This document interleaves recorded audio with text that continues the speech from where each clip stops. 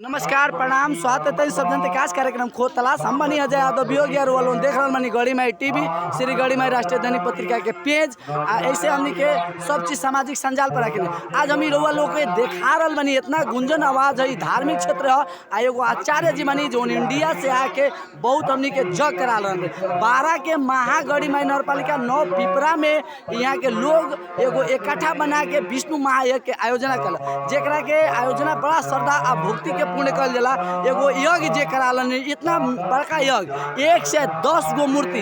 लाखों लाख रुपया लागल ई के सब के एगो जस ऑफ जस आचार्य के जाला आचार्य ही ओकर जिम्मा लेवेला इतना डर से करल जाला स्थानीय लोग विश्वास करेला सनातन धर्म के हमनी गल्ला चिरा चिरा के कहने की सनातन धर्म में हमनी के जोन एगो आस्था बा ई कबो 12 जिला से ना टूटे के हमनी के मेन एगो आचार्य बनी नाम पूछे नाम बताई दे रहो नाम आचार्य धर्मेंद्र तिवारी। धर्मेंद्र तिवारी जी कितना दिन से ये आचार्य जी कर हम आज के 12 बरिस से राउरेज कितना हो रहा है 35 एक मतलब ए संबंधित पढ़ाई करे बड़ी या कि खाली सीखले बड़ी पढ़ाई भी भइल बा। बताई सब बहुत आचार्य लोग से हम बात करी ने तो उ लोग कहे नहीं कि सब महायज्ञ में से एगो विष्णु महायज्ञ के अलग पहचान बा कथी विशेषता बा हमनी के शास्त्र में बतावल गई बा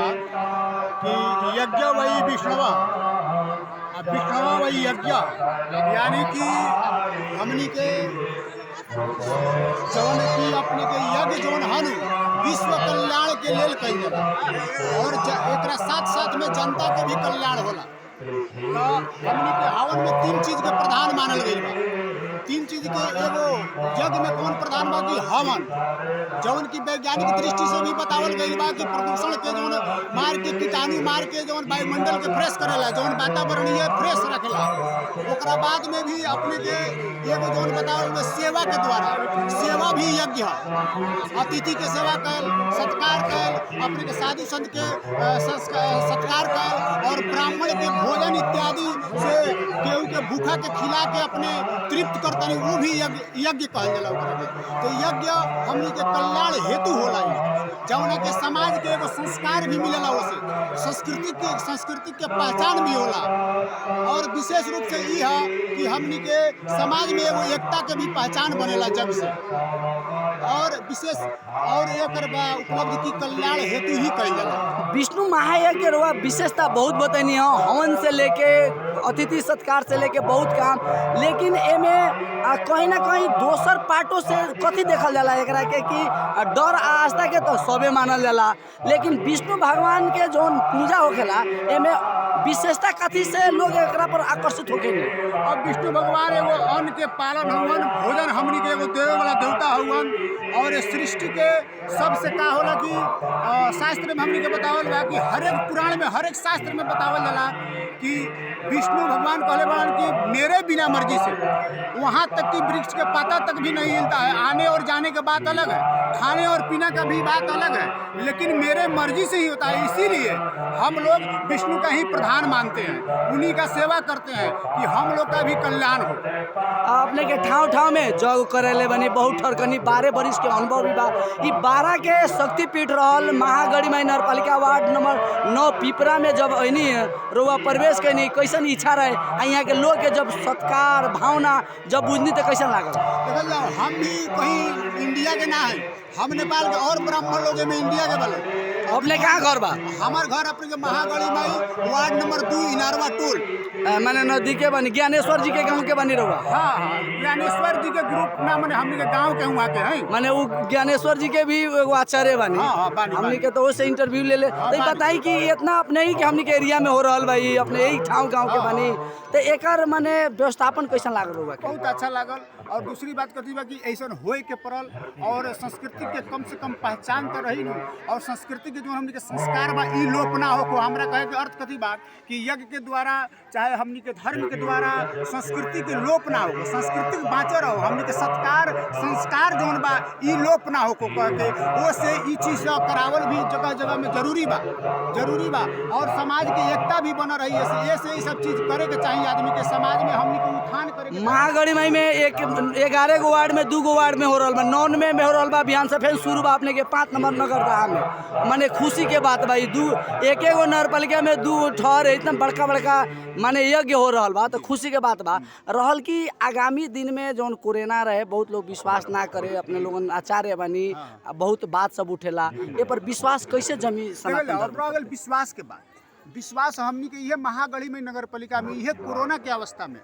उहे मेयर साहब जौन अभी वर्तमान में बने उहे मेयर साहब के द्वारा हमनी हवन भी करौले बनी गढ़ी महिला, वो में भी टीका टिप्पणी उठा रहे कुछ कि मेयर साहब मिल के ब्राह्मण लोग से ही माने कुछ खा पी के एगो रोजगार कैले वालो, लेकिन वो बात ना रहे। हमनी के ई भेल कि कम से कम हवन के द्वारा जौन भल अपने के बतावल गेला कीटाणु के बाद वायुमंडल फ्रेश से उससे का होई कि रोग भी व्याधि दूर होला। आदि व्याधि कह के एगो संकल्प में हमनी के उच्चारण करी से पढ़ाई ने से वो द्वारा रोग व्याधि भी दूर होके कह के ओला हवन कल जाला। आ हमनी के कोरोना के जहाँ तक बात करी, कोरोना में विश्व ही तबाह रहे, तो हमनी भी अपना द्वारा से जहाँ तक हमनी सकले बनी से तहाँ तक मंत्र के द्वारा जौन भी क्रिया करे के हमनी कैले बनी से। सनातन धर्म के बहुत सब जोगावे वाला बात सब, धार्मिक बात सब भी उठ रहा बा, विभिन्न ठाव में इज्जत सब हो रहा बा। हमनी के एकदम कार्यक्रम के अंत पे मानी धर्मेंद्र जी हमनी के मीडिया के मार्फत क्या कहे के कौन चीज कह अब हमने अंत में ही जितना लोग देखे सुने एगो आचार्य बनी ये प्रति आस्था रहो का कहे के चाह। अब रह गई बात करी कि हम तो ये कहे के चाहम कि आस्था विश्वास जो हमारे संस्कृति के बा, हमनी के सनातन धर्म जो बा एकरा के एगो हमनी के जड़ है। जितना भी धर्म अपने के निकल बा एकरा पर गौर करिए, सब जगह के धर्म होता हो अच्छा बात बा, ऐसा बात भी ना कि ना हो, लेकिन हमनी के जौन जड़ बा उ जड़ के पहचान कइल जाओ, हमनी के जड़ के तरफ लागल जाओ। आ ई चीज संपन्न भी नहीं के होएला, समाप्त कभी भी ना हो। हमारे इतना विश्वास बा कि सारा लोग आके जड़े में विश्वास करेला, माता पिता के ही प्रथम देवी देवता मानेला, अन्य जगह लोग जाके गोड़ लागेला इत्यादि, लेकिन माता पिता के जैसे प्रथम गुरु हमनी के मानल जाला, देवी देवता मानल जाला, वही प्रकार से सनातन धर्म के भी हमनी के माने पड़ल और विश्वास करके हमनी के कार्य आगे कल जाओ, सेवा कल जाओ, पुण्य जरूर मिली। देवे वाला ऊपर वाला बढ़ल, हमनी एगो कर्म करे वाला है। हमनी के मानव वृत्ति में आयला का अर्थ भाई कि कुछ ना कुछ कृति करी, कुछ ना कुछ समाज में लगाने लगाई कि जैसे अपने को पहचान बने। इतना व्यस्तता के बावजूद जो समय दिली ढेर सारा धन्यवाद, बहुत बहुत धन्यवाद। हमनी के आचार्य धर्मेंद्र तिवारी जी से बात करनी। हमनी के 12 के महागढ़ में नगरपालिका 9 पिपरा में बनी सन विष्णु महायज्ञ बा, देख रहल बनी कि अभी अपने के परिक्रमा करे के काम लोग कर रहल बनी। हमनी के एकरे के कहीं हमनी आस्था, हमनी के संस्कार, हमनी के संस्कृति है जौन धरोहर अपने के देखे विष्णु महायज्ञ में बहुत लोग अपन हमनी के पूरा यहाँ के वस्तु स्थिति लाइफे देखावे के प्रयास करने, लेकिन यहाँ टावर कमजोर बा। हम यहाँ के जो धर्म संबंधी सभा 12 जिला के अधिकांश लोग सामान्य परिवार के लोग भी एमे आके चौका बैठल बा, जो 22 आदमी के एवं उपस्थिति बा, ऐसे झलक रहल बा कि कहीं ना कहीं हमनी के धर्म प्रति बड़का विश्वास बा। आ ई धार्मिक क्षेत्र के भी बहुत लोग लागल रही, हर एक वार्ड से चंदा संकलन करके होके, चाहे अपने के जैसे भी अपने के जग के नाम पर लोग उठा के एगो